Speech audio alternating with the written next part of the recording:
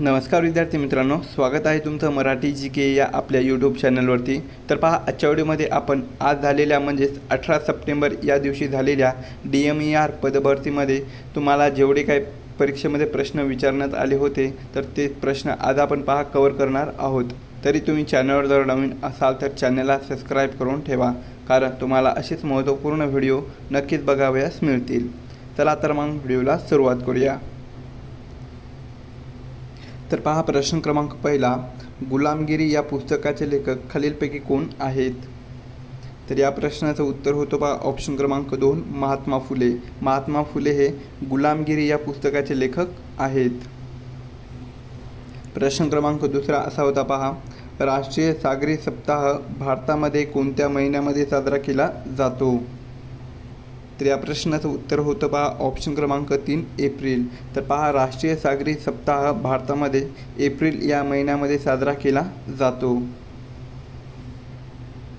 प्रश्न क्रमांक तिसरा असा होता, किश्तवार हाय अल्टिट्यूड नॅशनल पार्क कोणत्या राज्यात किंवा केंद्रशासित प्रदेशामध्ये आहे?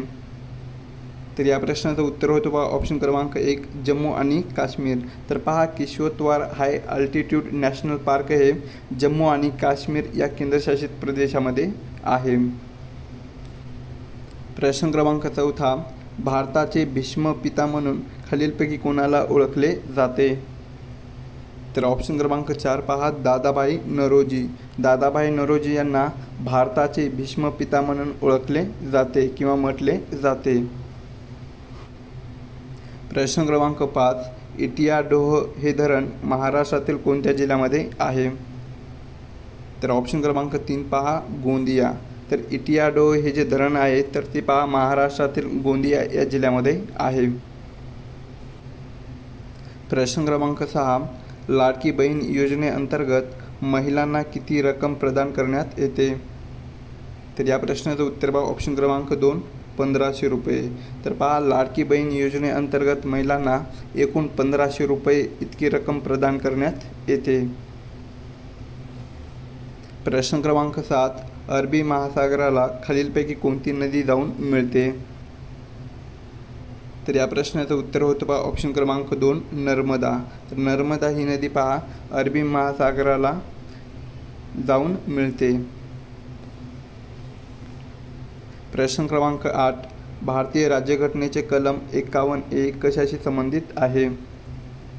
तर ऑप्शन क्रमांक 1, मूलभूत कर्तव्य। तर पहा, आपल्या भारतीय राज्यघटनेचे कलम 51A हे मूलभूत कर्तव्य यांच्याशी संबंधित असलेले कलम आहे। प्रश्न क्रमांक 9, रसायनशास्त्राचा जनक म्हणून खालीलपैकी कोणाला ओळखले जाते? तर या प्रश्नाचं उत्तर होतं पहा ऑप्शन क्रमांक 4, ॲटोइन लॅव्हाईसियर। नाव काय आहे? ॲटोइन लॅव्हाईसियर यांना रसायनशास्त्राचा जनक म्हणून ओळखले जाते।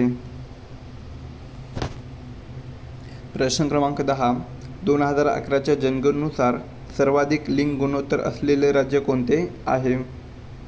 तर या प्रश्नाचं उत्तर होतं पहा ऑप्शन क्रमांक 1, केरळ। केरळ हे राज्य 2011च्या जनगणनेनुसार सर्वाधिक लिंग गुणोत्तर असलेले राज्य आहे। पुढचा प्रश्न, पूनम राऊत ही खेळाडू खालीलपैकी कोणत्या क्रीडा प्रकाराशी संबंधित आहे? तर ऑप्शन क्रमांक 1 पहा, क्रिकेट। तर पूनम राऊत ही जी खेळाडू आहे तर ती पहा क्रिकेट या खेळाशी संबंधित असलेली खेळाडू आहे। पुढचा प्रश्न आहे, भारतातील पहिले फ्लो केमिस्ट्री टेक्नॉलॉजी हब कोठे आहे? तर ऑप्शन क्रमांक 4 पहा, हैदराबाद। हैदराबाद या शहरामध्ये भारतातील पहिले फ्लो केमिस्ट्री टेक्नॉलॉजी हब आहे। प्रश्न क्रमांक 13, लंडन येथे इंडिया हाऊसची स्थापना कोणत्या महान देशभक्ताने केली होती? तर या प्रश्नाचं उत्तर पहा ऑप्शन क्रमांक 2, पंडित श्यामजी कृष्ण वर्मा। तर पंडित श्यामजी कृष्ण वर्मा या महान देशभक्ताने पहा लंडन येथे इंडिया हाऊसची स्थापना केलेली होती। प्रश्न क्रमांक 14, सिस्मोग्राफ हे यंत्र कशाची तीव्रता मोजण्यासाठी वापरतात? तर ऑप्शन क्रमांक 3 पहा, भूकंप। तर सिस्मोग्राफ हे जे यंत्र आहे तर ते पहा भूकंपाची तीव्रता मोजण्यासाठी वापरतात। पुढचा प्रश्न आहे, गीतांजली या प्रसिद्ध काव्यसंग्रहाचे लेखक खालीलपैकी कोण आहेत? तर तुम्हाला माहीतच आहे की गीतांजली या प्रसिद्ध काव्यसंग्रहाचे लेखक कोण आहेत, तर ते ऑप्शन क्रमांक 2 रवींद्रनाथ टागोर आहेत. पुढचा प्रश्न आहे, महात्मा गांधी यांनी खेडा सत्याग्रह कोणाच्या पाठिंब्यासाठी केला? तर ऑप्शन क्रमांक 4 पहा, शेतकऱ्यासाठी. तर महात्मा गांधी यांनी खेडा सत्याग्रह हा शेतकऱ्याच्या पाठिंब्यासाठी केला होता. पुढील प्रश्न आहे, माणिकडोह हे धरण महाराष्ट्रातील कोणत्या जिल्ह्यामध्ये स्थित आहे? तर ऑप्शन क्रमांक 2 पहा, पुणे. तर माणिकडोह हे जे धरण आहे तर ते पहा महाराष्ट्रातील पुणे या जिल्ह्यामध्ये स्थित आहे. पुढचा प्रश्न असा होता, जनगणना 2011 नुसार कोणत्या राज्यात लोकसंख्या वाढीचा दर सर्वाधिक आहे? तर या प्रश्नाचं उत्तर होतं बा ऑप्शन क्रमांक 3 मेघालय. तर पहा, जनगणना 2011 नुसार मेघालय या राज्यामध्ये लोकसंख्या वाढीचा दर हा सर्वाधिक आहे. पुढचा प्रश्न आहे, वेरूळ येथील कैलास मंदिर खालीलपैकी कोणत्या वंशाच्या राज्यकर्त्याच्या काळामध्ये निर्माण केले आहे? तर या प्रश्नाचं उत्तर बा ऑप्शन क्रमांक 4 राष्ट्रकूट. तर पहा, वेरूळ येथील कैलास मंदिर या राष्ट्रकूट या वंशाच्या राज्यकर्त्याच्या काळामध्ये निर्माण केलेल्या आहेत. प्रश्न क्रमांक 20 असा होता, बिहू हा उत्सव साजरा करणारे खालीलपैकी कोणते राज्य आहे? तर ऑप्शन क्रमांक 2 पहा, आसाम. तर बिहू हा उत्सव साजरा करणारे आसाम हे राज्य आहे.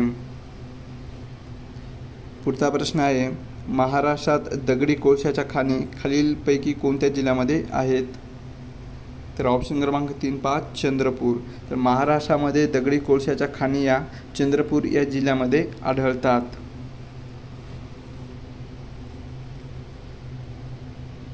प्रश्न क्रमांक 22, क्रिप्टो चलन वापरण्याची परवानगी देणारा जगातील पहिला देश कोणता आहे? तर या प्रश्नाचं उत्तर होतं बा ऑप्शन क्रमांक 1 एल साल्वाडोर. तर क्रिप्टो चलन वापरण्याची परवानगी देणारा जगातील पहिला देश कोणता आहे? तर तो एल साल्वाडोर हा देश आहे. प्रश्न क्रमांक 23, सर्वोच्च न्यायालयाच्या न्यायाधीशाची नेमणूक कोण करतात? तर ऑप्शन क्रमांक 3 पहा, राष्ट्रपती. राष्ट्रपती हे सर्वोच्च न्यायालयाच्या न्यायाधीशाची नेमणूक करतात. पुढचा प्रश्न आहे, भारताची द्राक्ष राजधानी म्हणून कोणत्या शहराला ओळखले जाते? तर ऑप्शन क्रमांक 4 पहा, नाशिक. तर भारताची द्राक्ष राजधानी म्हणून नाशिक या शहराला ओळखले जाते. प्रश्न क्रमांक 25, कोबी हा शब्द कोणत्या भाषेतून मराठीत आलेला आहे? तर ऑप्शन क्रमांक 2 पहा, कानडी. तर कोबी हा जो शब्द आहे तर तो पहा कानडी या भाषेतून आपल्या मराठी भाषेमध्ये आलेला आहे. पुढचा प्रश्न आहे, आकाश पाताळ एक करणे या वाक्यप्रचाराचा आपल्याला अभिप्रेत अर्थ ओळखायचा होता. तर या प्रश्नाचं उत्तर बा ऑप्शन क्रमांक 3. तर पहा, आकाश पाताळ एक करणे या वाक्यप्रचाराचा अर्थ हा संतापाने थैमान घालणे असा होतो. पुढचा प्रश्न आहे, पुढीलपैकी कोणता शब्द हा पृथ्वी या शब्दात समानार्थी नाही?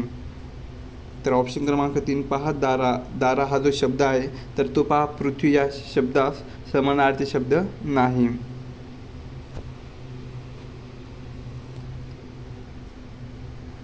नेक्स्ट क्वेश्चन आहे, मला संकष्ट चतुर्थीला चंद्र दिसला या वाक्यातील कर्ता आपल्याला ओळखायचा होता. तर या प्रश्नाचं उत्तर काय? ऑप्शन क्रमांक 3 चंद्र. चंद्र हा कर्ता आहे. पुढचा प्रश्न आहे, खालील दिलेल्या शब्दापैकी कन्नड शब्द आपल्याला ओळखायचा आहे. तर कोणकोणते आहेत शब्द पहा. पहिला आहे चिखल, दुसरा आहे पालखी, तिसरा आहे परात आणि चौथा आहे पगडी. तर कोणता शब्द आहे? तर या प्रश्नाचं उत्तर बघा ऑप्शन क्रमांक 4 पगडी. पगडी हा शब्द कन्नड शब्द आहे. पुढचा प्रश्न, पक्षी आकाशात उडतात या वाक्यातील प्रयोग ओळखायचा आहे. तर या प्रश्नाचं उत्तर बघा ऑप्शन क्रमांक 4. तर पक्षी आकाशात उडतात या वाक्यातील प्रयोग कोणता आहे? तर तो कर्तरी प्रयोग आहे. कोणता? कर्तरी प्रयोग आहे.